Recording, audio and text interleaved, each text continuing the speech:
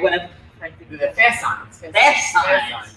Hi. Hi, everybody. Happy Wednesday. It is Wednesday, Frank. Happy Wednesday. That's a test for you. It is a test. And it's even harder now. We thought it was hard before. We really did. Now it really is a test. Well, welcome back. Oh, this is different, huh? This is different. Look at the lighting. We look really good. We look bright. We do. I might have to start wearing some makeup, maybe. Well, now that we can have people in the building, we could actually have some hair and makeup done. Yeah, we should have hair and makeup. I'm gonna reach out. I got a girl. You got a girl. Yeah, I got a guy. You got a guy. So I started setting this up yesterday, and we opened yesterday, and the bar is closed. So for those of you who don't know, we are sitting in Rab's High Roller Lounge. This is our new studio. As it's very difficult to get set up on the lanes and then pack it up. And so yeah, at least we can be permanent here for now. We can be. Semi. I really want to be permanent because the bar. No, we don't. Closed. No, absolutely, we don't want to be. But we've got this cool new little setup that we're still trying to figure out. But yesterday, setting up, I broke my stand. I think Rosanna, when she worked last night, moved things because now I can't find my remote. Oh, that was here. Well, we got to get it. Maybe we need an AV squad also. We're going to be you know what? We can reach out to maybe a local high school and tell them we need. Can you, for extra credit, they can send their AV squad over. Yes, what you might not know is that I was the AV squad. I know. Well, that was, high school was a while ago, Frank. I inherited the job from Tommy. It started at Edinburgh. And I think Tommy, I have to ask Tommy how he got the AV squad job. But I'm pretty sure it had to do with not wanting to be in class. You always got out. Correct. So I inherited the job. Robin Small, who was the assistant principal at the time, says, little Wilkie is going to get Wilkie's job. And you have to be here at X time. So we would set up the microphone in the auditorium every morning, lunchtime. And then, of course, 8th period. Oh, you got to leave 8th period. Yes. To go do what you had to do. You got to set up. My it might have been 8th grade English teacher. I had English at 8th period. Oh. She hated me. Well. And she hated the fact that I got to leave. You got to leave. That's the way, that's what happened. I hate a strong word. Some kids are more of a challenge than others. It probably didn't. I'm not saying that was you. I'm just saying in general. You know what I did? You know what the AV squad was something I would watch them intently, and I was always like, there were never any girls on the AV. Do you have girls on your AV squad? No, I got to pick my friends. Exactly, which doesn't really seem. It was like the beginning of the old, but that's when you learn in like junior high school that there's like an old boys club. It starts with the AV squad and just goes from there. I did it in high school for a while, but moving those TVs on the car. High school is a different level. Even in middle school, we were moving the TVs and stuff. Yeah. So that was a fun part. Well, welcome to Live from Rabs. Hopefully it's different now. Hopefully there's plenty of girls on the AV squad. We are live from inside Rabs. There are people bowling outside because we opened last Tuesday. We did as you guys know, we were live last week twice. We were on the lane, people bowling after our first official day of bowling. Exciting. And then we were live with Pam on Thursday. So we haven't figured out what sort of schedule we're going to have here on Live from Rabs.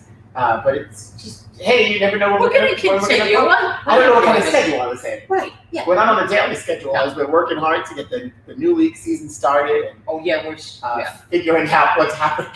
It's so funny to go from, come in, we'll do the show, I'll be here for a few hours a day, to getting here at 9 o'clock in the morning and literally leaving at 8 o'clock at night every day since last week. Yeah, it's been interesting. It's back to life grind. Right. And it's not the leisurely, and I'm not saying we weren't busy at that time, but now is constant So I guess I got a little spoiled. We certainly did. Although I have to say, even though we're back to work and working late, I started a new Netflix series this week now. Of course you did. Well, now it's like truly late time. It's not 4 hours of TV anymore. Yeah. It's two, maybe 2 episodes. The other night, powered through 3 of them. Sometimes you just can't. You have to see what ended. happens. Like, no, we can't let it end on that note. So it had to be. We had to watch another one, but we Imposters. You mentioned it. Found it by accident. Was looking for something else. Somebody had recommended Blind Detective, which I thought was a series. It's a Netflix movie, and it's about that story happens to be about a detective who's blind who solves cases. Hence the Blind Detective. Duh. But then it was turned off when I saw that it was a movie. I was like, well, I was looking for a series. Right. I'm gonna watch that anyway. But came across this, and it's on the edge of the seat. That's awesome. Yeah. You mentioned it to me, and I thought about it last night, and then the Mets were on, and I'm like, oh, the season's not going to be too much longer, so I'm going to enjoy some Mets, and some Mets baseball, and of course I didn't enjoy it. I was going to say, did you really enjoy the Mets baseball? I didn't enjoy it, and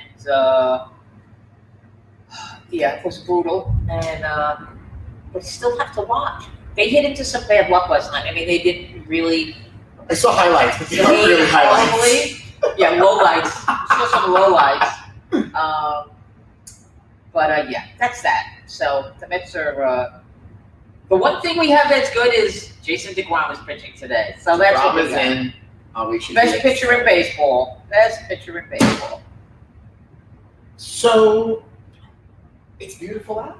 It is. Today would have been the perfect opportunity to do our show outside. But why would that ever pan out the way we want it to pan out? Doesn't. It never does. Every show that we've done outside has been hot or wet. Yeah, or super sunny. And we're sitting in the sun. Last week we sat outside here at Rabs, and it was hot, but we had a little shady spot. Yeah. It wasn't completely terrible, but it's nice that it's coming. Outside dining is coming along. Yeah, that's a nice little setup. We've got some patiently staining all the tables, which you shouldn't really do with fast, but we can't leave them the way they are. They've got to be finished, and then we'll deal with it next year. Correct. Umbrellas have started to arrive. And, I was out there yesterday, and Freddie from Ariana's drove by and he goes, "Do you need plants?" I said, yes, the planters are going to need plants. I'm just not there yet. They need to be stained and ready to roll. But I'll drop in, and he goes, "Well, what do you want now?" So we have an idea of what we want to do. Oh, good. It's going to look really nice when it's all done. We'll have full service outside for a period of time because it doesn't look like indoor dining is returning anytime soon.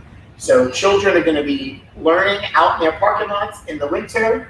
I can see it now. I see it now, man. A blizzard, the blizzard of 2020, because we had the year. It has to include everything. Right. It has to happen every murder hornets, this crap happened. There was some asteroid or something they said the other day. Yes. VP18. Yep. It's coming. The asteroid is coming the day before election day. This is it. Really we're gonna have a blizzard. Multiple hurricanes. I see it. We're still gonna be outside somehow. Kids are going to be learning outside the school and in the snow. I just see it. And if not, there's definitely going to be a photo op where teachers are going to go outside and take a picture of them. Absolutely. And I can probably tell you, I know 3 teachers that are definitely going to take care of advantage of that. It's tongue in cheek because we don't want that to happen for sure. But it is a little crazy right now with the back and forth. I do know that Fox Business is here on Staten Island today doing a live segment from Estes about the indoor dining. There's been a lot of push around the city from our friends in the restaurant business, pushing hard. And so while we have no indoor dining here, we stand together with them. We feel the same way.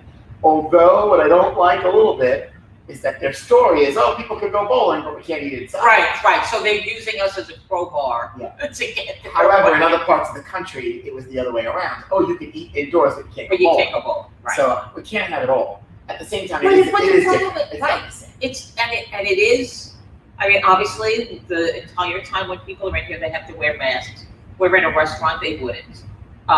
So there is some difference, and it's a struggle for me right now, and I've been kind of understanding of the whole situation, but the fact that it's kind of being politicized, the reason why restaurants aren't open is BS. Yeah, I'm gonna de be honest with Blasio you. insert foot in mouth yesterday. Just if you feel that way, that's fine. Just you should not be saying Certain things that. should be left unsaid. You should not be saying that out loud.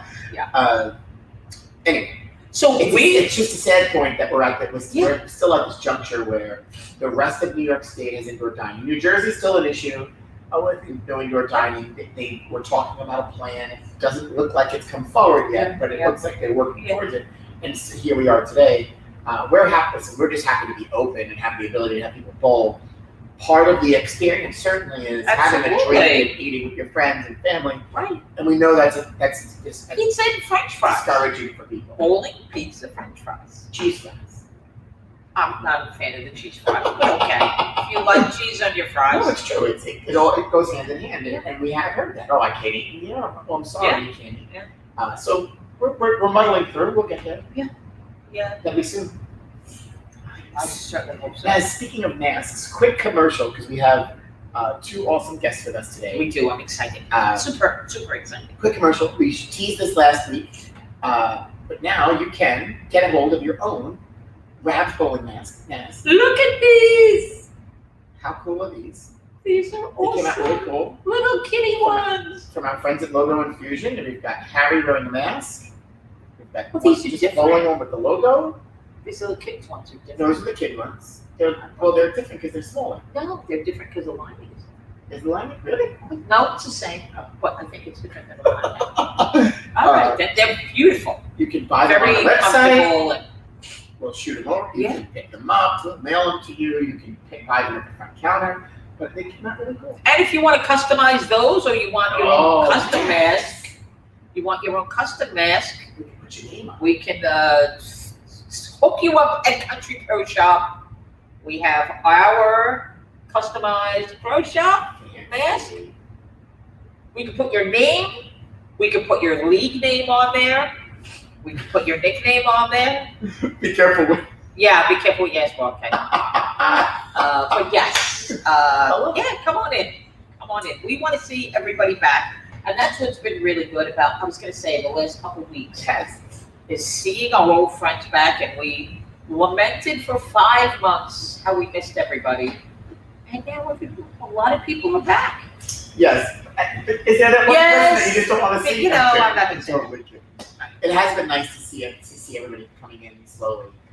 Regular bowlers bowling. Some folks who haven't placed up yet, but have come to say hello. Yeah. Just come and check out how things are working out. You know, we've had a lot of that. I just wanted to see how you were doing things here. So the one day, quick story. I don't remember what day it was, but it was Monday, the day that we officially opened. We did a little opening ceremony. Right, soft opening. And one of our customers, regular customers for a very long time, who lives in the neighborhood, happened to stop by and started talking. And I was locking up. I was locking the door to leave. It was enough already. Right, it was a long day. Oh, can I come in and see what's going on here? I mean, I know you haven't seen the bowling alley in 5 months, but can you come back tomorrow? Yeah, right. Of course, I couldn't say that, and he's a friend, and Right. I'll talk to him anytime. So, yeah, sure, come on in. And we had a great conversation. Right. And then, of course, it was very helpful to help with tables, and so it was nice. That was It is very nice to see people. We are going to miss those who certainly aren't coming back. Yeah. And we hope that maybe at some point they feel more comfortable coming back.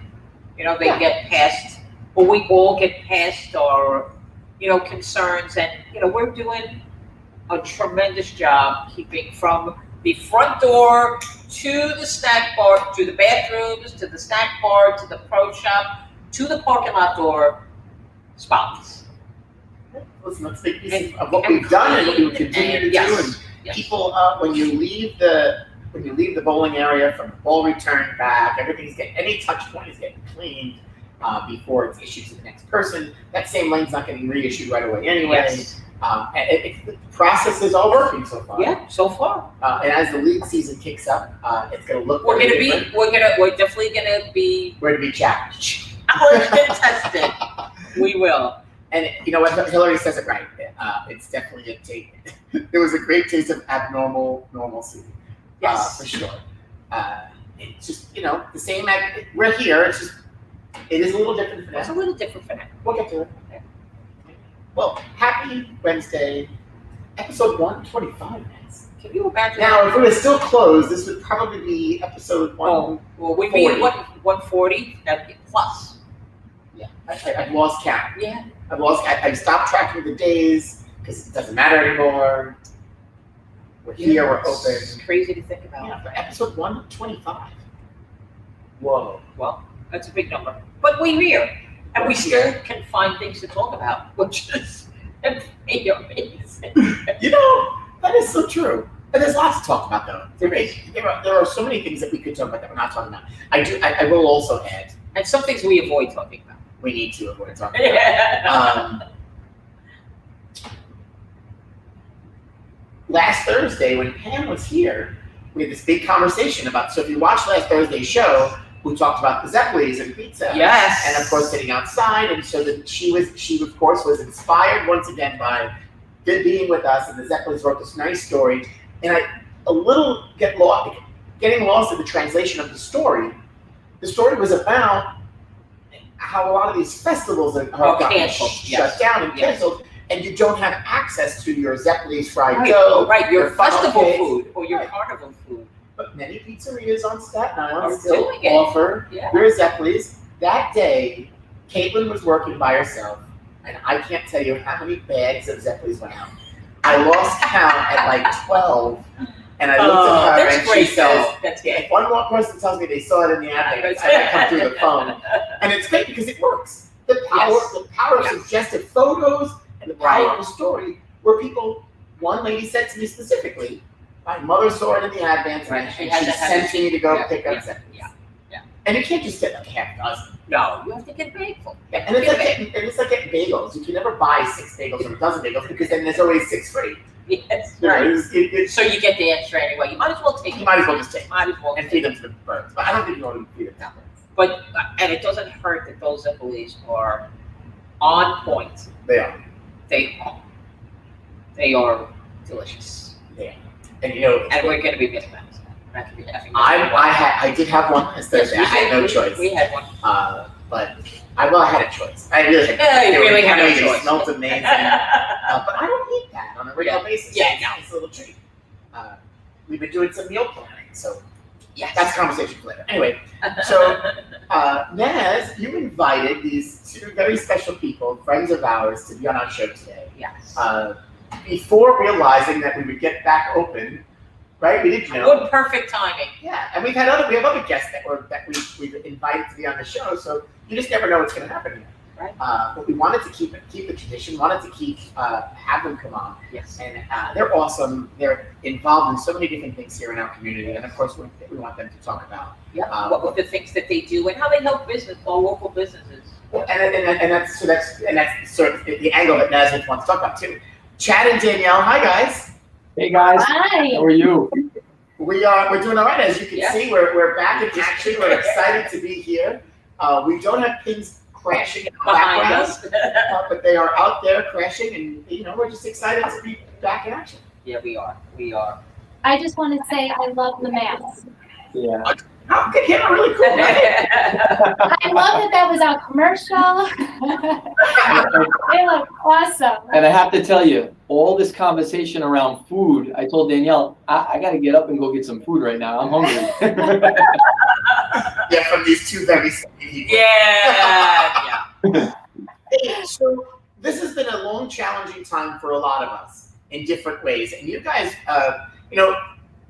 you have several businesses encompassing, which all kind of fill under the same umbrella. Correct. And so you could talk about multiple things. How has this, first, how have you guys been personally during this time? Yeah. You're both still alive, so you haven't killed each other. Yeah, good. Right. I don't see We made it through. I don't see any bruises, but there might be bruises that we can't see. Right. Oh, Black and blue steel. Personally, how are you? He's talking about the ones from me to him. we're sure of it. Yeah, we're sure of it. We know. Personally, how are you guys doing? How are you holding up during all this time? We'll start. Good. Good. Yeah, I'll tell you this. We during this time, you get to realize how important relationships are, and I'll say this, and I think Danielle would agree. We have such an amazing people around us, from our friends and our family, which has really made this so much easier to get through. But like everyone, you know, it certainly wasn't easy. You know, you're dealing with a lot of emotional issues. You're dealing with a lot of things that you have to work through. But I got to tell you, we're blessed tremendously, especially with our support system that we have around us. Yeah, we did have some family and friends that were, you know, that had caught it, and you know, we were as supportive as we could for them, their families. Also, I think and this is the first time I'm saying it in live, I think I was the first case actually in Staten Island. May have been. I got really sick December 31st, and I had a good fight up until almost Valentine's Day. Wow. Yeah, they didn't know what it was. They didn't. I walked in, you know, the take charge person. I was sick for a few days. I walked into urgent care, and I'm like, I need a flu test. I'm like, that's what you need to give me. Because you know that rare flu was going on, and I was negative for that. And then they just called it a very bad virus, but I was laid up, and I had a lot of inflammation, rare inflammation. But really? Thank God, yeah. But thank God, all good, and all our friends and family too. Yeah. And a fever for 13 days. That was crazy. Wow. Yeah. 10 consecutive days. Yeah. It's funny because Frankie and I and my daughter, all three of us got sick right about that time frame too. And, you know, we're the same thing. It's like, well, I kind of don't feel good, but, you know, I think I can trudge into work and, you know, at least stay away from everybody and get my work done. But there was none of that happening. Yeah. We were home sick. But, and we both tested, we all tested negative for the flu. So it's crazy, but it's crazy. So you just got to pray that there's no residual effects, that we're healthy and happy now. Yeah, we've been fighting it. Load it up. Since, you know, it's funny, and not it's funny, but I missed my mother's birthday. I was laid up on the couch, and first of all, everybody's like, "You're missing dinner and drinks." Like, how does that happen? Right. Frankie must really be sick. I must really be sick. At the same time, when I went to the urgent care and took the flu test, it came back negative, and I was like, "Oh." It was relief, but at the same time, I was mad because well, something's wrong with me. And then she looked at me and she says, "Oh, but you're very sick." Yeah. Okay. Yeah. Appreciate that, Captain Obvious. Yeah. I got the same feedback. She was like, "You look like you have the flu." She's like, "It sounds like you have the flu." She goes, "But I have no proof you have the flu." Well, I'm glad to know that you guys are okay, and as are we, of course. You guys, right? We think about those around us that either have loss of loved ones and from different things. In addition to this, also have gone through this. It's a long period of time to get back up in action. Yeah. And several of our customers who were sick, it's nice to see them back in action and doing that well. Yeah. So having our health is the most important that we could all have at this point in time. That is true. Yes, it is. That is true. It started to put things into, Definitely into perspective. Yeah. I was going to say priority. Priority too. If this whole time things don't get put in perspective, I don't know what would help. Yeah. It certainly is a reality check of what's important and, you know, what matters. And you know, you take so many things for granted, and then all of a sudden those things are kind of snatched away from you, and you're like, okay, I get it now. Thank you. I know. Yeah. You guys, so I want to talk about Lions Pride first. And the first thing I want to talk about, and of course we don't want to give people's information away, but you have a lot of clients that you work with in different ways. And during this time, I'm sure had to be probably the most challenging for them. And so how do you help your clients during this time when they're probably at their lowest? Right. But also trying to, because you guys are the most positive people anybody could ever meet. That's such a tough thing to keep up, as we know. Come behind the door. No, that's exactly it, and we know that. But how does one do that? Where we, what was going on during this time with you and your clients? Yeah. So Frank, we took a perspective, right, when COVID initially happened. I remember the day, it was March 19th, and it was the last day in our office, and we had everyone work remotely, and we said, okay, guys, what are we doing here? And Danielle and I say this humbly, but we've been blessed to have a friend and mentor, John Maxwell, who's a top leadership coach, and we were having a conversation, and he shared something, and we were talking about the 3 areas that people kind of need to focus in. And the first was perspective, emotional and psychological perspective around this. Then it was effective leadership, or leading through this. And then it was an intentional strategy, right? And those 3 points is what really helped us get through this. Danielle and I, we looked at each other and we said, okay, from a perspective standpoint, we're healthy. Those we love are healthy. This too shall pass. And let's not take a bad day and make it a bad life, right? This is right now, it's a lot of bad days combined, but let's make perspective and say this too will, this will pass, and we'll get through this, and our community will get through this, and our nation will. And then how do we lead through this? This is the conversation that we were having behind the scenes is, okay, let's make sure we have the right perspective, because if you have stinking thinking, you're not getting through this, Then the second part is, how do we lead well through this? The first way I know, the thing that Danielle and I both know is communication. We got to over communicate, because if communication breaks down, everything else gets harder. So how do we effectively communicate with our clients? How do we effectively communicate with us as husband and wife, as business partners, as team members, right?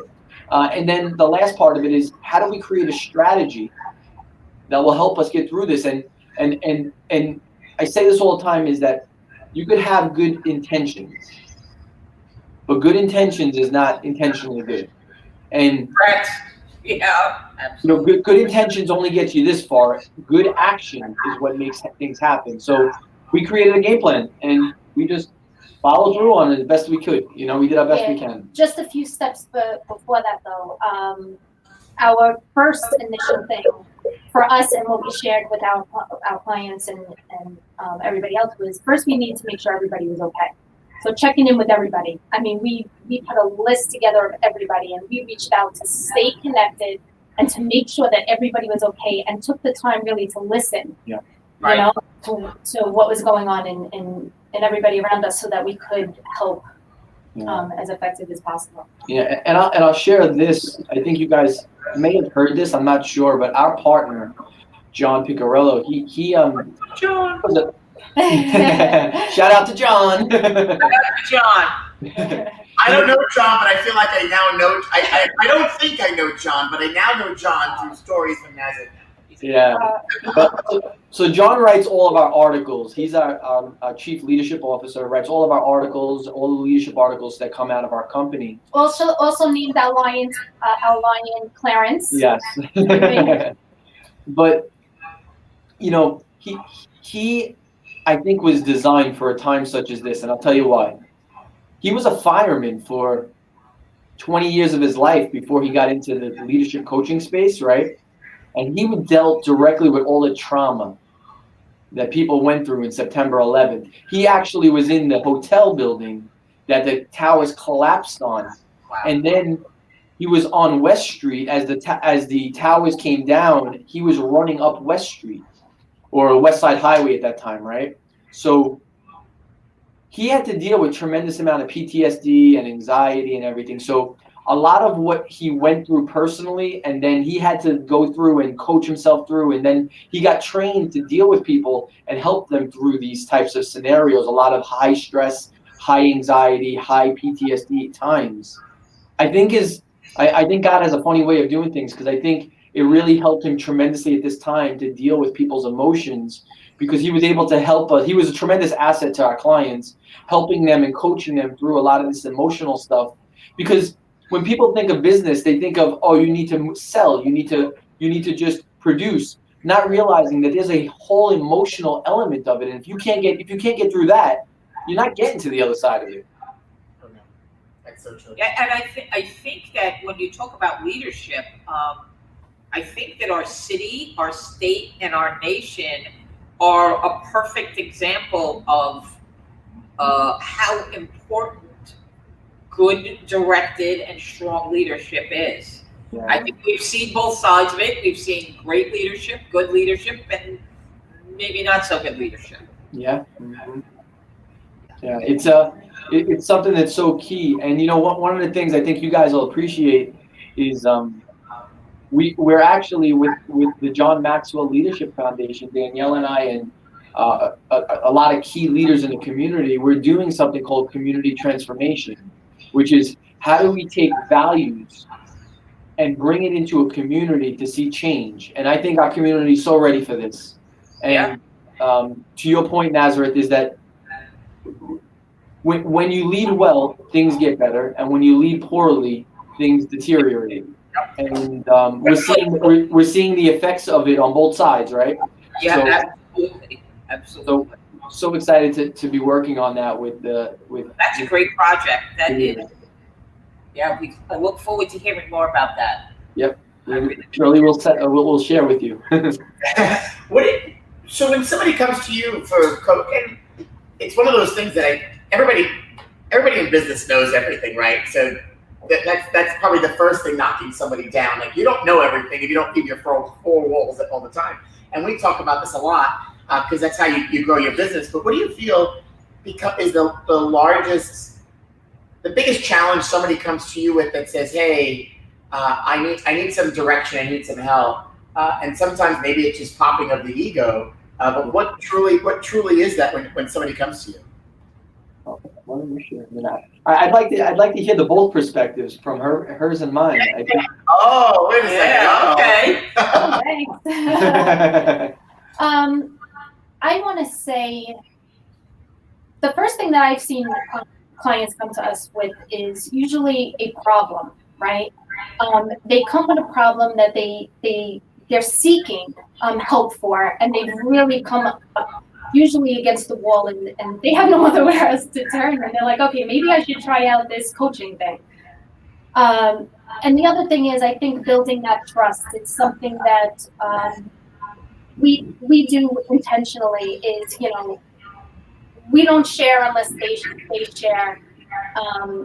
And building that trust within our clients to make a safe haven for them to be able to share and open up so that we can continue to help them and work through the process. They have to be open-minded, and coaching is not really for everybody. It's somebody who really wants to seek guidance and to ask for it and to be open. Yeah. That's what I'd say. Yeah. You have to be willing and able, and not everybody's willing. So then and if they're not willing and they're still seeking help, well, then I can't imagine what that conversation is like. So who's the bad cop? I would say, kind of adding to what my wife said, I would say that being a lifelong learner is probably the number one key. So when businesses come to us, a lot of them are looking for ways to grow and to get through certain things that they may be going through. And the thing that I look for and our team looks for is not necessarily they don't necessarily have to be the wealthiest. They don't need to be the most successful. They need to have an open mind and be a lifelong learner. So a lot of the times what I see is you have a business that wants to go somewhere and they've reached their ceiling of complexity. They've reached that ceiling where they're saying, I can't go further. And what I look at is how what we do for businesses and the business leaders is we help them raise their lid. So I'll give you an example. If you take a fish, right, and you put it in a fish bowl, that fish is only going to go to the size of the fish bowl. Right. Now, once someone recognizes that, they can say, okay, well, I'm going to take the fish now and I'm going to put it in a bigger tank. and that fish gets bigger, and then they put it in a bigger tank, and it gets bigger and bigger. Our job as coaches, Frank and Nazareth, I think is to help raise the lid so that people have the ability to grow. Because if they're operating in a smaller fish tank, they're only going to stay to that size. And our job as coaches is to get them into their a little bit of in the uncomfort zone, to raise the lid a little bit, and hopefully allow them to become all they were designed to be. Yeah, I have to tell you, our personal at Country Pro Shop, our personal experience with you guys was amazing. Thank you. We, you know, everybody. What we really liked about it was we were all kind of operating in our own little area, and feeling like we were kind of maxing out in our own little area and not really using each other and the synergy between each other to really be able to expand and grow. And when we started looking at how much we were able to cross over with each other, I mean, it really has helped, and it was an amazing experience. I can't tell you, it was great. Yes. So glad. That's my favorite part about what we do, to be honest, is finding, calling it like the sweet spot, just finding like a gift and how do we nurture that and how do we put people in the right seats so that we can really thrive. And yeah, that's by far. You know, I want to share one thing that my wife just said, and I think it's key, is let me take a step back. Many, I don't want to say most, I think that wouldn't be fair, but many business leaders operate out of their weakness, not out of their strength. Absolutely. Yes.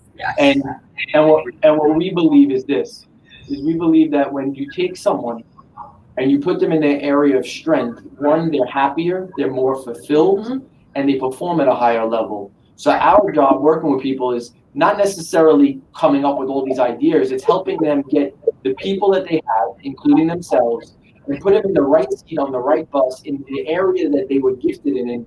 And the one thing that we say all the time, and Nazareth, I think we probably shared this with you and your team, is this: the gift makes room for you. Meaning the gift will open up a door. So if you're operating in your gift, you'll have doors open. But if you're operating in your weakness, you don't get doors that open because people don't pay for mediocrity. I was with a friend of mine 2 days ago, and we were talking about it, and I'm kind of helping him in his business. And it's just a friend, and it's not coaching client, it's a friend, a mentor, right? And I said to him, I said, Rob, I said, picture opening up a company called Mediocre Financial Group. Yeah. And what's the mission statement? Check this mission statement out, Frank. You'll love this. We empower clients to have mediocre financial success and empower mediocre future generations to become mediocre. Like no one pays for mediocrity. Yeah, you're 100% right. Well, unless they don't know. For excellence. I think that's great marketing, though. Right? Like, just think about it. Why would I want to go to a mediocre bowling alley. I want to go to a mediocre restaurant. I'd love to have a mediocre teacher for my son. No, guys, come on. We pay for excellence, but people don't look at it like that. So our job is to help them get in their strengths so they can bring excellence to the world and to their community and to their clients, and not mediocrity. And that's a good point, because you have to identify the strengths and weaknesses first. And so there were plenty of exercises, which through the conversations with Naz, you took them through. And I've done some of these exercises myself, even on the nonprofit side, with a diverse group of people. Yeah. And how do you learn from each other? You might, and I have a question to you. You could tell me, I could tell you I'm great doing X. And then all of a sudden we do this, take a deep dive and go, well, you suck at that, but you're really good at this. And retraining someone to understand that has to be one of the biggest challenges. Again, you got to go back. You can't help someone that doesn't want to help themselves. Right. But if they're making the step, they obviously see that there's something. They want some help. So how do you effectively, without giving away the tricks, because this isn't. Oh, it's a. We add value to people, my friend. We love people and we want to add value to them. So let's go. Yeah. How do you break that down? So and when somebody, and they're very strong at, oh no, that's not right, that can't be true. But you have to take them through the motions of that emotional journey. How do you get them there? They're very good at it. I have to say, very good. Like Wayne Dwyer is?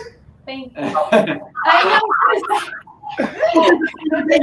You're a psychologist, and at this right, that's what winds up happening. You know what? I felt like it was the typical coaching, teaching kind of method where, well, you do have some weakness here, but look at the strength you have here. Let's focus on your strength and find out how that strength can contribute to the rest of the team, where they might be weak, and look where they're strong, where you're weak. So I could be. I don't. Wait.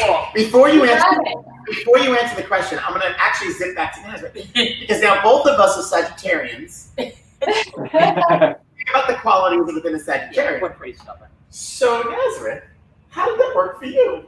It there was some enlightenment in there for me, because there were things that I was kind of surprised that showed. There were more things I was surprised that showed strength than showed weakness. Like, I expected that I was going to be weak in some things. I'm pretty. I might not like to admit it, but I'm pretty lucid on the things I'm not good at. But the things that I was particularly strong at, I was kind of surprised, and I just felt like I needed to learn how to put those into play. Because there were things like I was like, really, I really am good at that, because I didn't feel it. So it's a little complicated, but but honestly, once somebody tells you that and you see it in print, you're like, okay, well, yeah, I guess I can. Yeah, I can kind of see that. So as you get mad by answering the same damn question in multiple different ways, that's been flipped over, right? So to get to learn your quality, you have to ask the same question in 10 different ways, and then you finally get there. And then you think it's a trick, but it is a trick, but at the same time, it helps you figure it out. All right, so how did you do that? Well, I'll say this, and then I'd love to jump in for Danielle and I to kind of answer that. There's a big difference between coaching and counseling. Just hear me out here for a second. Yeah, absolutely. Coaching focuses on strengths. Counseling focuses on weaknesses. Yeah. So when we work with clients, we want to coach them on their strengths. We may need to counsel them through some of their weaknesses, but we're not counseling them to continue to stay in their weaknesses. We're counseling them to get to coaching them through their strengths. No, it makes complete sense. If you think about it. And again, somebody sitting there has to say, okay, I'm willing to understand that. Because I think people don't want to be told what they're not good at, or they don't want to be told something that they don't think they know, right? So if they're making the step, and I think that's why people, when you offer your services to someone and say, oh, that's not for me, well, they're probably the one that it's for. Yeah. Frank, my friend, you just hit it on the head. But the thing is, they have to come to that. They got to come to that conclusion. Right. That's exactly. But that shows to your point, because people automatically assume that you're going to point out all their weaknesses. And yes, their weaknesses will shine through that. But my job is to make you better. Right. We get excited. We get excited about the strengths, like finding out what you're good in. And I just want to share a little story on how we got into coaching. You're going to do that, huh? Yes. All right, guys, prepare. Because it was coming. So we were going to go ahead, jump right into it. I'm going to the bathroom. I'll be back. Oh, wait. So this is where my wife is right? I'm sorry, Danielle. So I realized that Chad needed coaching. So, not me. About 14 years ago. Yeah. We came together.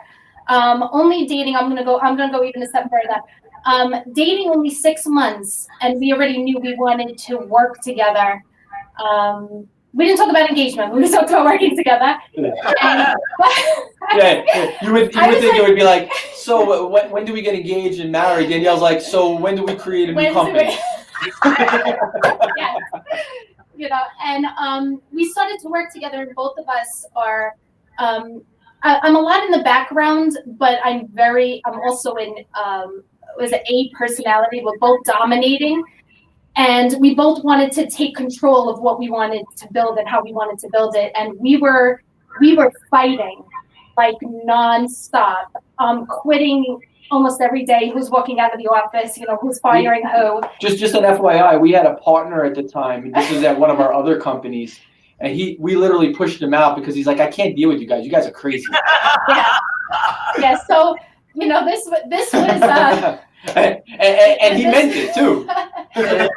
So there was one day that I really did. I said, we had a good plan, a business plan, and I really wanted to see it to come to fruition. And I came to a point where I was like, if we can't make this work in what we want to develop in business here, then our relationship can't even work for me. I was just like, I'm either all in or all out. So, and that's what I said prior to, that sometimes coaching will get you where your back is against the wall and you're like, okay, I really need help here. Mm-hmm. And that's where some people come in, if they don't already have a growth mindset. And I just said, we need to hire a coach. And that was one of the best decisions we've ever made, to be quite honest. Because and we still have coaching to this day. Yeah. I mean, and it took us on a path for 14 years, you know, where we're just totally growth minded. So Frank, you said a comment earlier, right? You said about like, you know, we're like the most positive people. but I think what happens is we always look at what did we learn from his and how do we grow through this, right? We also learned each other's strengths, though. I mean, we both had to find where our wheelhouse here was to make this work, and that's why I love the assessment, because we didn't have the assessment then. Yeah, and the coaching still worked. Imagine if we had the assessment, what would have happened. It right? did. You might have pulled the plug.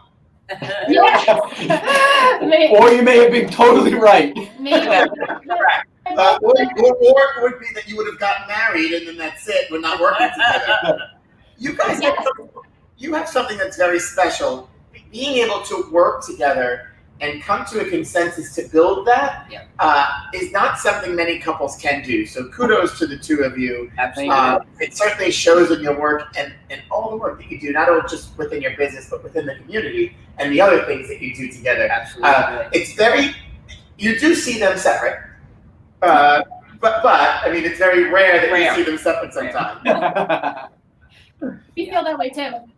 We're a package deal. And it works really, really well. And like I said, you can't build one business, let alone two, and of course a nonprofit that goes alongside of all that, right? So I want to pivot a little bit. I want you to talk about the I am empowering. Danielle's got that big old smile on her face. So Danielle is the brainchild here. Taking what you've learned and done together within your businesses, you've built this entity and this new brand. So talk about what was the inspiration to do that and why?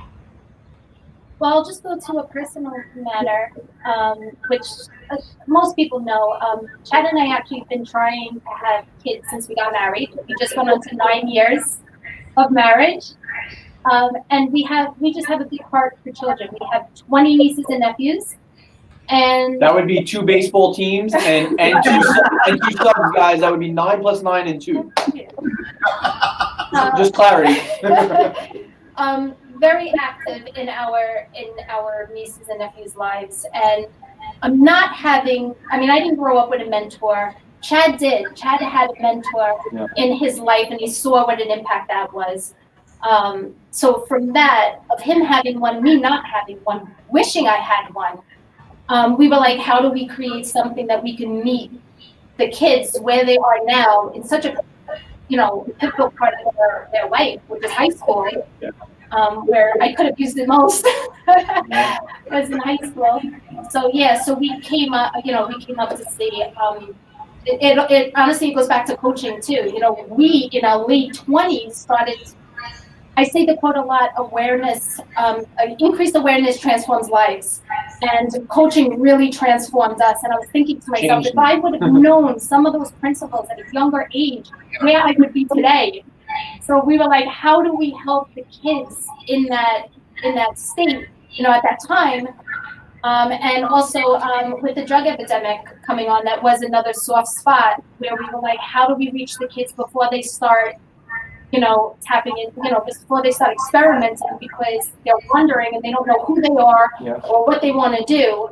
How do we reach them before that, before that occurs? Yeah, I'd like to add on top of what my wife said is that I believe this is that when you find something that you have a passion for and a purpose for, you don't want to go to do the other things that all the other kids are doing. So like I'll give you an example. When I was younger, I didn't know what I wanted to do. So yeah, I would go out and I'd do stupid things and I'd go out drinking and I'd do all of those things because maybe I was a teenager, but maybe I didn't know what I wanted to do. And what's funny is I had a personal event at 23 years old where I found what I wanted to do. And I went literally, if you ask anyone who knows me, Chad totally did a 180. I went from the kid who would go out all night, would party, would hang out with his friends. I mean, I was this. We were friends. We were friends then. She thought I lost my rocker. She was like, something happened to him, right? I was ringing his doorbell saying, "Come on, let's go. Let's go out." He was like, "No." But what I realized is this. I married you. It's explainable. What I realize is this, is that when you find something that's bigger than yourself, when you find something that you have a passion for, you don't want to be distracted with all of the things that most kids go through. So part of what Danielle and our goal with I Am Empowering is to get kids to realize what they like doing, what they have a passion for doing, and then give them principles that they can live by that will help serve them really well. And I see that with some of the kids that we've been working with over the last few years.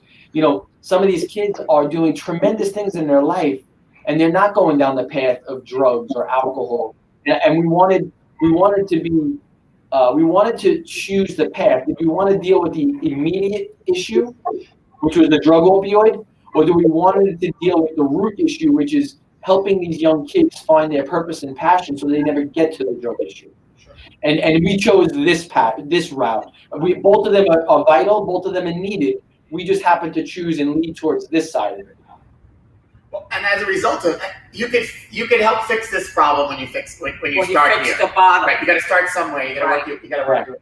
Yeah, it's like a pyramid almost. You really want the kids to have a strong base that they can kind of build from and a good foundation. Yeah. But I think it's critical for them to have something that they're passionate about and interested in. I mean, we see it here all day. Yeah, we do. We see it here all day. Good idea. And I've got to see Chad in action through the Chamber of Commerce's Young Entrepreneurs Academy, and when I first getting involved in the program, Chad, you were teaching, and to see that, and I didn't really know Chad at that point. I just kind of met him. But to see him in action working with the children, the young adults in that environment, they are trying to build a business. They have this idea, and it's very easy to say, no, that's a terrible idea. Right. That's not going to work.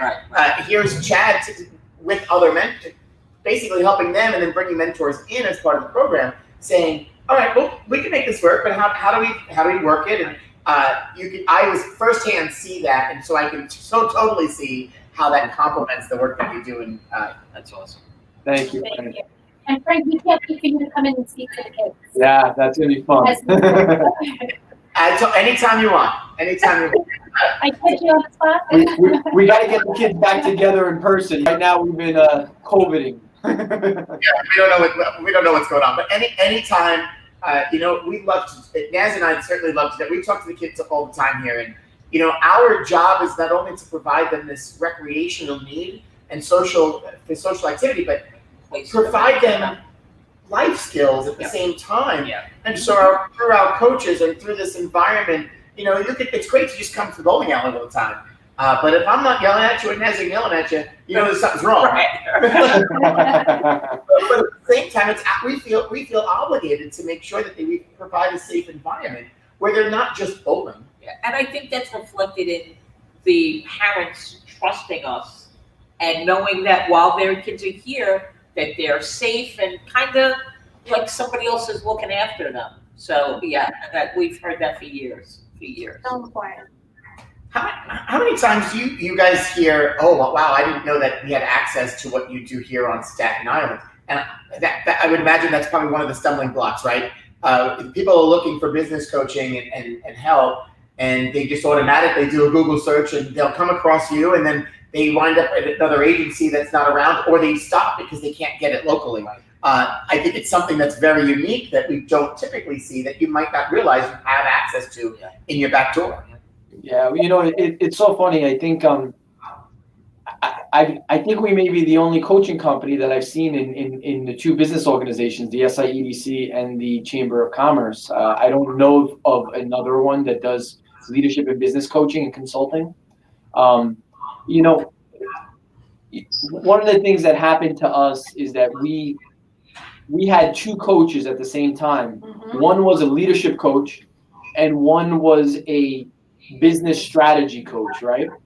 And it frustrated us tremendously because they both had different language that they used. They both had different philosophies, but they both were really good at what they did.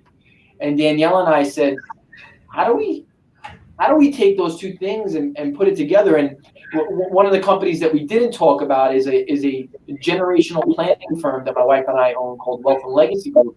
And we work with highly successful entrepreneurs. And one of our clients there said to us, after working with them for about 3.5, 4 years, they said, Chad, you and your team have helped us tremendously. How do we keep working with you? We don't need life insurance. We bought all our life insurance, and we don't need any more of the planning side of it. But how do we keep you guys as key parts of our team? And I went home that night and I said to her, I said, baby, you know that company and that idea that we've been having? But what we're going to do is we're going to take the leadership side of it and the strategy side of it. We're going to put it together because that's what our client's asking us for. And that was the birth of Lion's Pride and the intention of franchising it. That, we built it with the idea to franchise. Well, years ago, I was impacted so much from coaching that I used to joke with him. I didn't think it was like, I wasn't really joking. I meant it. I was like, I want to have coaching for the rest of my life. And all of a sudden, like, now we have a coaching company was not part of the plan. For the rest of our life. That business, right? Take out that first business plan. But that's why when I opened it and you pivot brought it into perspective. It all complements each other. You can't have one without the other to an extent. And you want your client's point. Hey, this is great, but I don't want to throw you to the side. But I know I can still use some assistance. And saw something in you that said, hey, you know what? You're not just giving me advice on wealth and making me successful, but I need help elsewhere. Right. And so it certainly all works together well, and that's. There's one common thread that goes through the whole thing. It's leadership, right?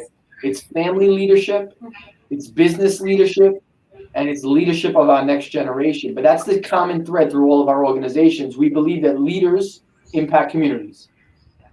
And I believe what helps that movement from area to area is that you've built that trust in your family, in your clients, that they trust you in one area and they go, you know what, they've helped me so much. What else can I gain from this experience? So I think that's invaluable.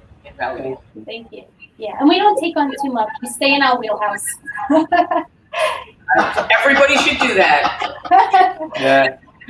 As we get older, we recognize that the key to success is the word thank you, but no. Hey, we don't use the word but, it's and no.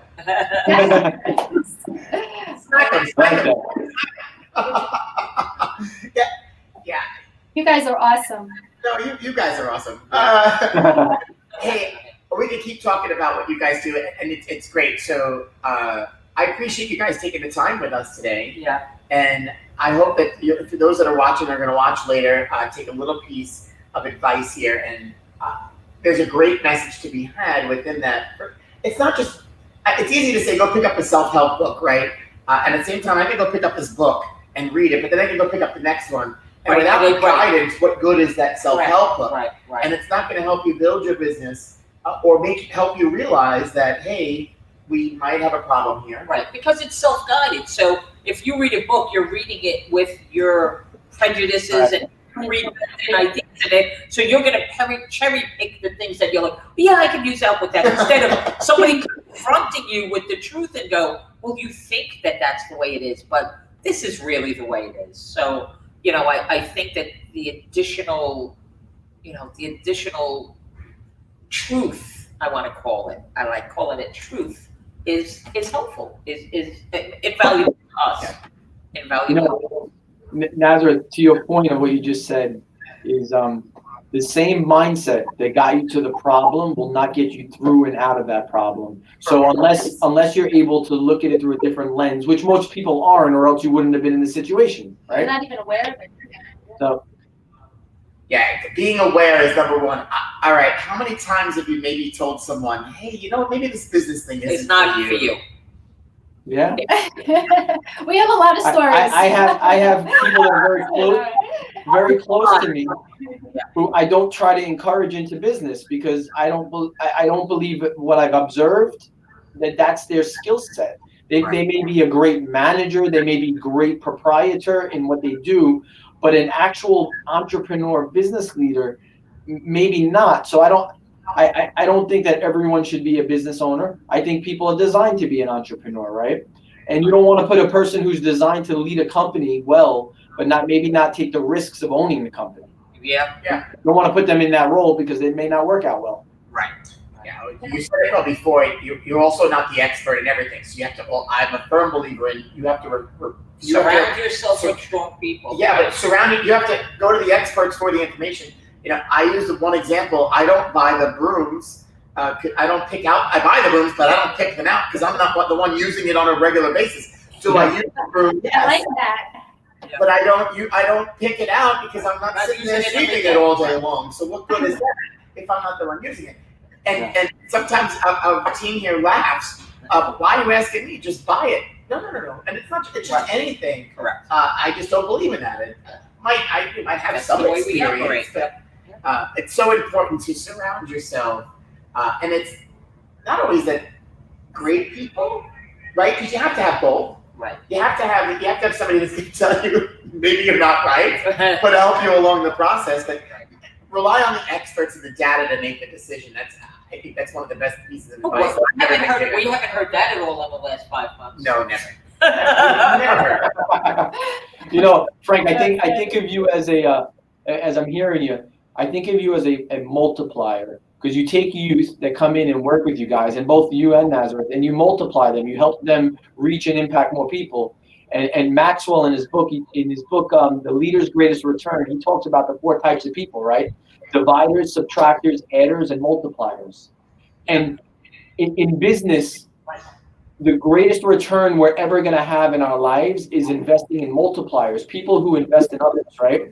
And to your point, if you got to make every decision in every aspect of your business, the best you could ever be is an adder. So when you take the number 110, the best you could have is 100 plus 10, which is 110. But when you find multipliers as business leaders, then you take 100 times 10, and the best you could have is 1,000. There's a big difference between 110 and 1,000. And that's where I think leaders have to go from being an adder to a multiplier. Boom. Right. Drop the mic. I dropped the mic. That's it. That's the mic drop.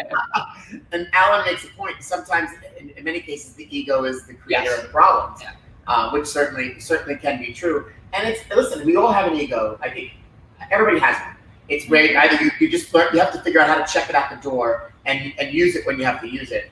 Sometimes you need that to make certain decisions and be vocal or to be strong to say, hey, this is a decision that we're making, but at the same time, you can't use that to drive everything and drive your decisions. or your interactions. I mean, you know, not to bring it up, but I use Jimmy as a perfect example.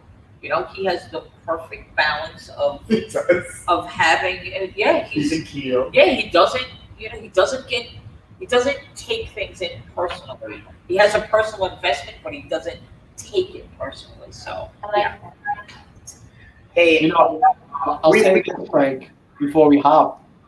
For those people that are listening, I would look at anything that has to do with developing emotional intelligence. It's the way of the future. So IQ is how smart you are. EQ is how emotionally intelligent you are, meaning how you relate, how you're able to connect with people, how you're able to motivate people, right? And I think the world that we're going into, especially after COVID and during and after COVID is all going to be around emotional intelligence. So if there's anything anyone took away from what we shared today is develop your emotional intelligence, because people who have a high emotional intelligence make more, they're happier, and they feel more fulfilled. Yeah. And Alan is asking for oh boy, how they can transition from an adder to a multiplier. And I would say there are a great videos on YouTube from Danielle and Chad and John also that I've watched religiously. So yeah, I would say go on YouTube and check out their videos or reach out to them. Yeah. Yes. Yeah, thank you, Nazareth. Yeah, on our YouTube channel, Lions Pride Leadership, we have 3, 4, 5-minute videos that talks a lot about the things that we're talking about today. And there's about 40, 50, 60 of them there. So yeah, that'd be a great resource. Oh, my favorite place. My favorite. Oh wait, Nazareth loves the YouTube because she can learn everything and anything on the YouTube. There you go. I'm a big YouTuber. Well, watcher. Watcher. It's not a bad thing. Hey, you guys are awesome. We really appreciate you taking the time to be with us this afternoon. Yeah, thank you so much. You need to go back to work, as do we. Busy peoples. Yeah. Thank you. And if you're just catching in, go back and some great advice from our friends. And we will certainly see you guys soon. All right. Appreciate you guys. Be safe. Thank you. Keep up your awesome work. Yep, keep it up. Thank you. You too. Oh, love that. Talk about another fresh friend. They're great. And I have to say, I said it, they are not only, they do so much within their business, but they're so in the community. Involved in the community, and that's to be commended as well. And you can't do it. You can't take so much out. And there are certainly believers. They definitely put back in. They are definitely multipliers. They are multipliers. And so you always. I love having conversations like that because it re-energizes you. It makes you, as you sit here and you have those conversations, you're like, well, wait a second. Especially if you're in business. Yeah, you're thinking about something else, or how do we do that? It always invigorates the mind, massages the inside of your brain. As my friend, and that's why you laugh at me, because I watch their YouTube videos all the time. I get my emails that a new one is up, and a lot of them are John. And I John wasn't here, but he is great, and he's a great speaker. And it's just. Some of it is good because it validates what you feel like you already know, and some of it takes you out of your perspective and makes you, helps you look at things in a different way. And to have a good business, I believe you need all of that. And it's funny because the way that obviously we know of them being in the community and being in the Staten Island business community. I knew of them, but we had the Williams brothers from Williams iWorks on one of our telecasts, and they mentioned that they went to them. And I was like, in the back of my mind, I said, you know what, this is something I'd like to check out. And then they came on, and I was like, this is a sign, thank you. It's just meant to be. And, like Walter Bob, they were so wonderful to me, so nice. We went through a process with them, and I will tell you, and if anybody knows Jimmy, doesn't really get excited about a lot. He's kind of a very even keel kind of guy. He was actually excited about the And it kind of brought out things in him that we really didn't know, because you can know Jimmy for a long time and not really know Jimmy, So I only pick on him because he's the quieter one on the Dad's the team. same way. He's the quieter one on the team, and to see him kind of come out of his shell a little bit, and even some leadership stuff that he's kind of taken ownership of, it was wonderful. It was wonderful for us, I have to We say. certainly want that from Jimmy. We certainly want Jimmy to. Yes, yeah, he's good. He takes pride in his work, and he always has.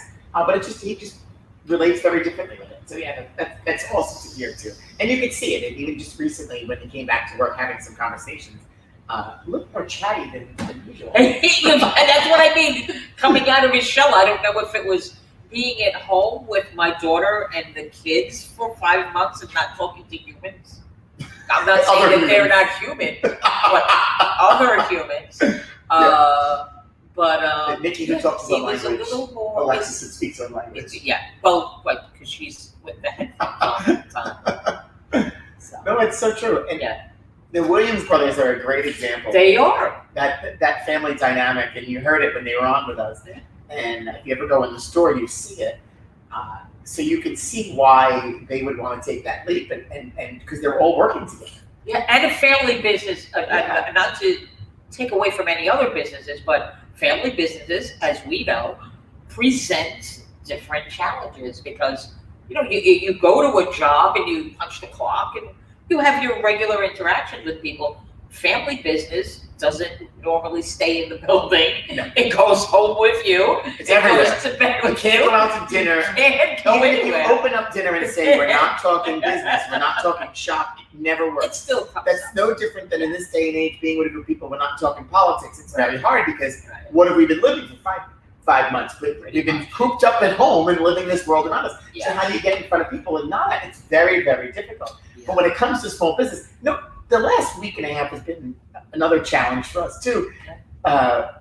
Making all these changes and doing things, changing operations, getting everyone behind us has been great. Everybody has been awesome. From top to bottom. From our staff that jumped in over the weekend, Yeah. 72 hours to get up and running. We laughed that 72 hours was very crucial to get up and running. At the same time, with the dynamic in the family, my brother's been here every day. He's not usually here every day. This is the most I've seen.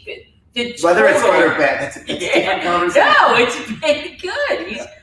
You know what? I think for him, because it's funny, because I'm involved in your family business, but I have the ability to see it from the outside, is that, Tommy being involved is like, this is good for him now. Because he has a direction. You know what I'm saying? Yeah, he's very task-oriented at the moment. Task-oriented. We're Absolutely. working on, he's been working very hard building tables and doing stuff inside and having conversations about what we're doing. And it's been great. I have to say, the funny part, we'll go back to the picking of the broom and certain things. They laugh at me when I don't make a decision. Yeah, And but you've always been that way. But I don't work with him on a daily basis. Oh, So it's so with you talking for about him, your it's a little brother. different. Even my sister-in-law, like, okay, we're gonna pick out stain for the Yeah. table, and I'm like, listen, this is what I like. I don't really care. Let's get to. Can we just agree on something? Right. And then I'll get involved. But I don't. First of all, Typically, it's I just, know what it looks like. I've never done that. Right. So I don't know the process. I don't care about the process. I want to know. right. What I just want to know what it's going to look like. What's at it the going to be at the end, and let's get there, and how do we get to there? And how we get there doesn't really matter. It doesn't matter. You're going to do it one way. I'm going to do it another way. Because you delegate that to somebody else who's going to do And it sometimes well. they don't understand that I've delegated this task to you. But then they come back to me because this is the weakness. Well, I'm always going to have something to say. that's what I was So going to I say. understand that. And so at the same time, I've also been I'm very consistent. Listen, I like this, I like that, I don't like that. So if you guys aren't going to come to a decision, well then let's get to a decision. Right. And I have to say, collectively, we finally got there. Right. But It took a couple of days. It was fun. It was definitely fun. So, But it is, because now and that's just one project. if you think about it from the worker's point of view, is that you're empowering me to make that decision, which is great. But if I make this decision and he doesn't like it, then that falls on me. But yeah, I just think people may be a little tentative, and kind of want to defer a little bit. Today, especially right now, we had. That's what I mean. They got called out. I got called out on it. It was a little testy the week before we got to open. We were just, we were getting to the boiling point. Yeah. We were, It was, I felt it all of a sudden. I'm like, oh, this isn't good. This is not healthy for us. Yeah. We can't get to the boiling point. And everybody's commended. All my friends say, wow, you guys really took that in stride. And I just looked at them going, well, it's easy for you to say. I'm glad that through this medium we showed that. I can attest. It was difficult for both. We had days where we were a little contentious with each other, and it was because, and it happened on different days.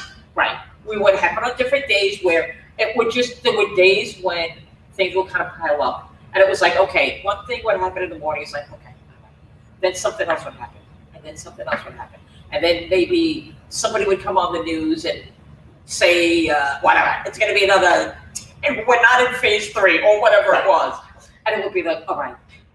Just keep piling. And I think you said it in one of the, when we were talking at one of the last shows, when you said, and I mentioned it at a different time, that you're looking at your bank account and everything is a minus. Everything is an outflow, and there were no inflows. No. And it gets to, and I was going to go deposit $1 just because. Just to see a plus. I just want to see a plus or nothing. That, it's funny because, not that you're removed from it, but it's like you have an internal thing of like how much this is going to be okay.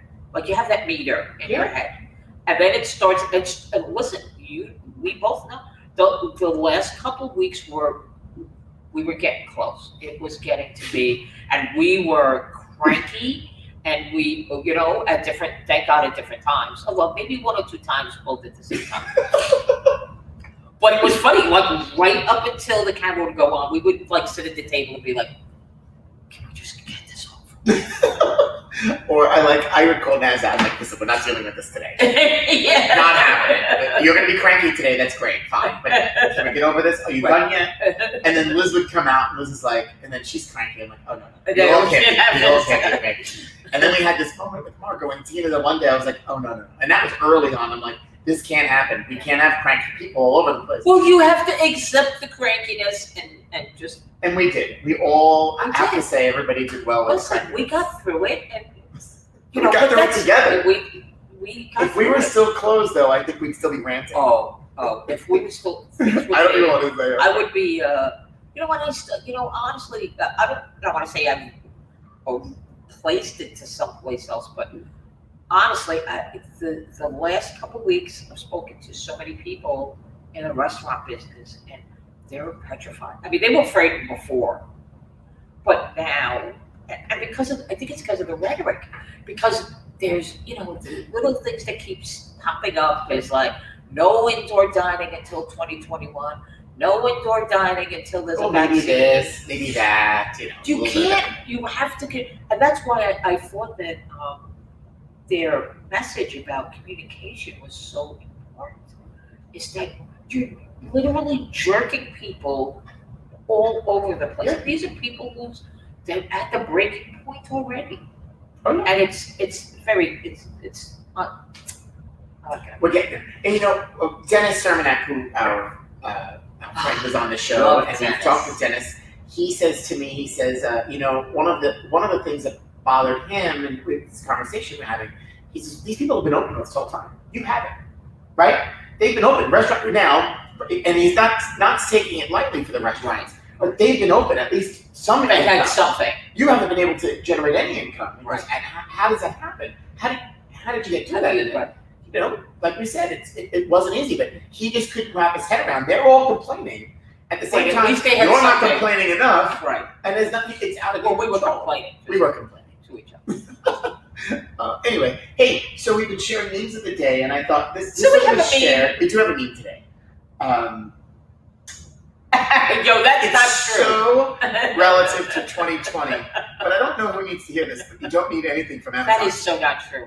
I already have things in my cart from this morning, and one of them is for you. It is going to be a little surprise. But it is funny You know because what? throughout this whole time, a lot of us have been shopping and whatever it might be, maybe spent a little too much money on the Amazon. Oh, God. However, I do have stuff sitting in the cart, but that thought did make me think today that I still need it. You know what I do? I'll put stuff in the cart when I like that. When I have time to kind of go through and see things that I'm looking for. I gotta stay off TikTok because every time I go on TikTok, it's like I guess I liked one of them, and so now I get everybody who's got an Amazon list. Like, you need this from Amazon. I like episode number 25. There's the one couple that does things you didn't know you could find on Amazon. Oh my gosh. I actually bought those bug injectors, the buggy thingy. The thing that sucks does it work? That's where I found it. Yeah, I've ordered a couple It's things supposed to suck the venom out of the mosquito bite or whatever. We've also been. This is our 25th anniversary. We were closed. We were closed. About half of it. We've been sharing some old photos. This one is not an old one. Well, it's old now. It's only from last week. But this is one of the shots that we captured last week on our soft opening. We've invited our friends to throw out the first ball. So here's Nicole Maliotakis, Linda Barron, Charles Fall, Steve. And then Diane Savino's on the other side. We had some great photos from last Monday, but it was nice to have folks together. And the message, and I have to say, our elected officials had great messages to share. Yeah. We talked about small Very business, supportive, yeah, and that bowling brings people together, and it's a big part of why we wanted to fight to get open. Not only just for our business, but for the fact of people, For the community. needing to be having something to do. Yeah. And Diane was back here the other day, and we had a great conversation. They're trying to work on some programs for grant opportunities to between her and Brandon Patterson, who's running for Assembly. They're trying to help these small businesses in different ways. Yeah. And it's funny, you don't necessarily know if you think you'd hear that from that side of the political spectrum. Right. But we're in New York City, we have so many small businesses where people, I think I read it right, 300,000 people are still not working just in the hospitality Restaurant business. Yeah. That's a lot of people. It's That's almost almost the population unimaginable. of Staten Island. It's almost unimaginable. To think that all these people are still out of work because of this. So thank you I have to once again thank them all for their support. Yes. It's been great during all Very this good. time. Very good. Regardless of what you think of their personal opinions, they've all been supportive. Even the few that aren't here sent notes and say thank you for the invite. It could be they were on vacation or working. But very nice supportive notes. So thank you. And we're just happy to be back in action.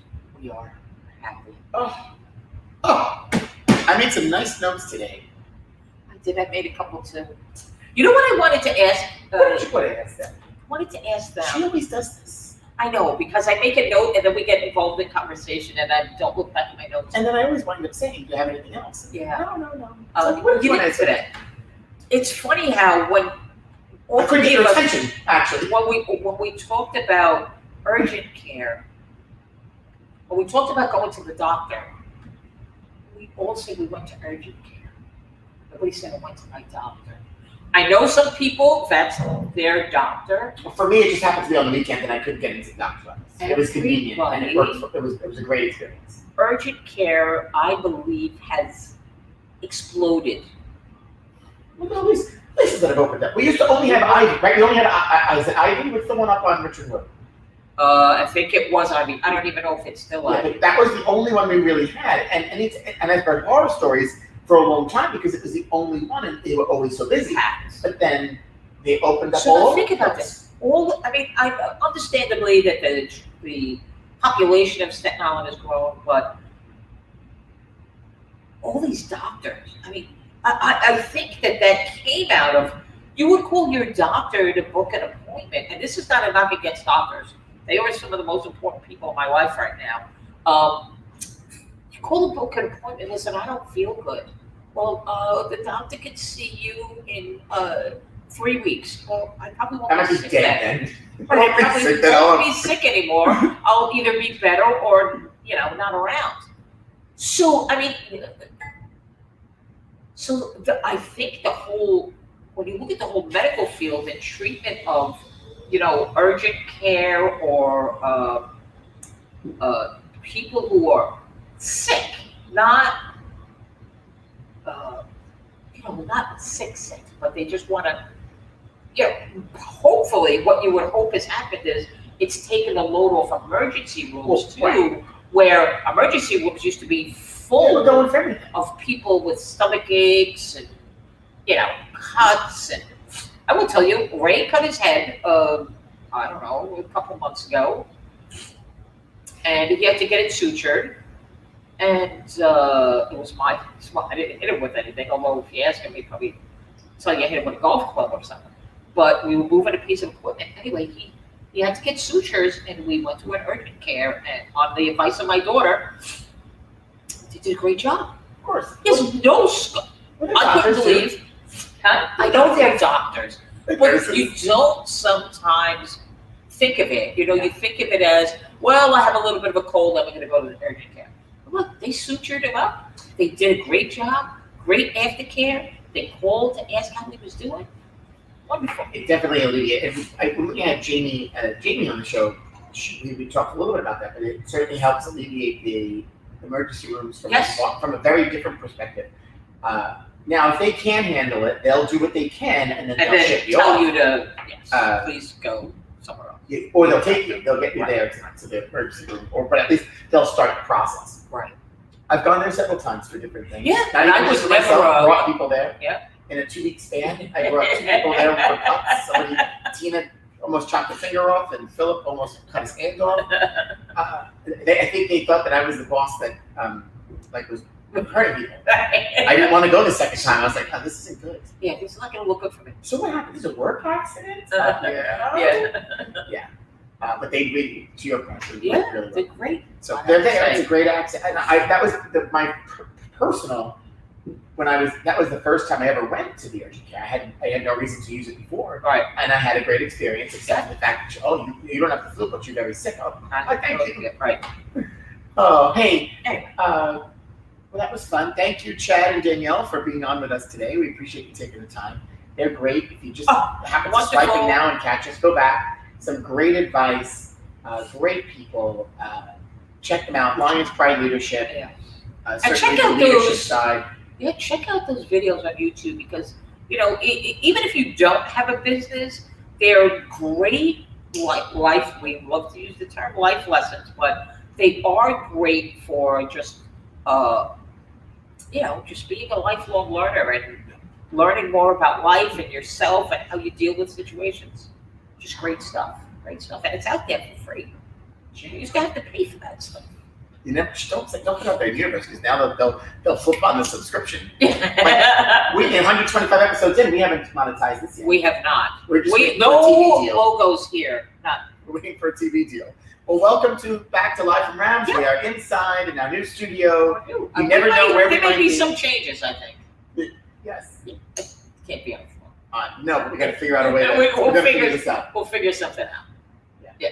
So we have our monitor on the floor, so we're looking down. The camera's up here, which kind of works. It's better than what it was, but it's not because I want to look into the camera, especially when our guests are talking. Because if the guest is talking into the camera, and I'm looking on the floor, I feel a little funny about it. Yeah, the screen over there is a little too small. I can't barely. And then we have the screen behind us, so we're There's trying a lot to figure going it on, out. but we're gonna figure it out before. Like the newsroom here. We might have to. We're gonna call the AV squad. I told you. An AV squad. Well, thanks for tuning in. Thank you, everybody. It's good to be back. We will see you when we see you. Keep liking, sharing. Keep looking for us. Well, but Naz, if you do something, if you click the little bell on Facebook, on YouTube, you will get notified when we're live. And you just never know. You never know when we can come on. In the meantime, enjoy the rest of your day. We will see you soon. Happy Wednesday. Welcome back to bowling. We can't wait to see you as you guys come back in the centers. Many of you have, but still some of you haven't seen yet. So we'll see you soon. Yes. It was awesome. Bye, everybody. Bye-bye.